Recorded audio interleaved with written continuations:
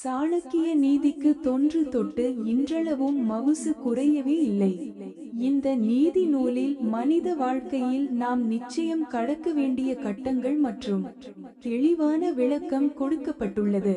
சாணக்கிய நீதியின் பிரகாரம் நமது வாழ்க்கை எப்போதும் மகிழ்ச்சியாக இருக்க வேண்டும் என்றால் அவசியம் பின்பற்ற வேண்டிய சில முக்கிய விஷயங்கள் குறித்து இந்த பதிவில் தெளிவாக பார்க்கலாம்.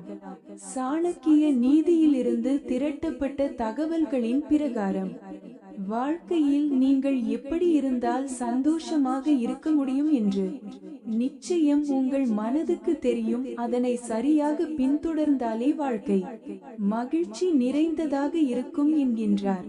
வாழ்க்கை மகிழ்ச்சி நிறைந்ததாக இருக்க ஊரோடு ஒத்து வாழ கற்றுக்கொள்ள வேண்டும். உங்கள் கொள்கைகளில் பிடிவாதமாக இருப்பது மகிழ்ச்சியை அழித்துவிடும். காட்டில் நேராக வளர்ந்து நிற்கும் மரத்தை தான் முதலில் வெட்டுவார்கள். எனவே சில விஷயங்கள் உங்களின் விருப்பப்படி நடக்க வேண்டும் என்றால் உங்களின் பிடிவாத குணத்தை விட்டு கொடுத்தால்தான் சாத்தியமாகும் என சாணக்கியர் குறிப்பிடுகின்றார்.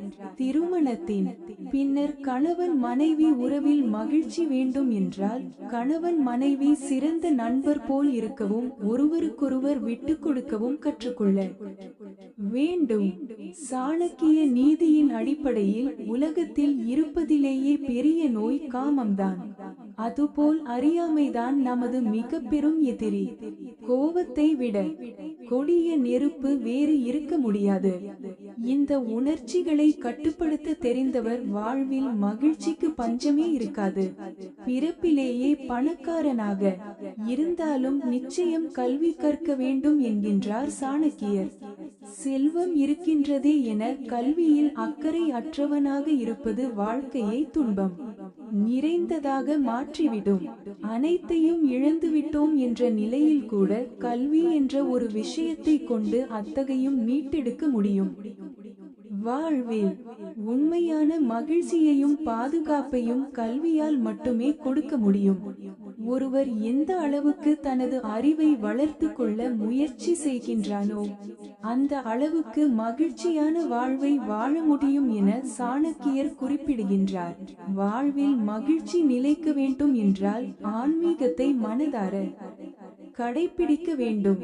இது உங்கள் மனதை தூய்மைப்படுத்தி துன்பம் தரும் செயல்களில் இருந்து உங்களை விலக்கிக் கொள்ள தேவையான தெளிந்த சிந்தனையை கொடுக்கின்றது.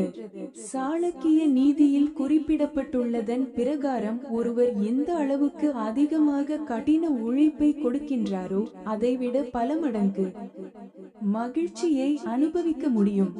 உழைப்பால் கிடைத்த சிறிய விஷயம் கூட பெரிய மகிழ்ச்சியையும் மனநிறைவையும் கொடுக்கும் என்கிறார் சாணக்கியர்.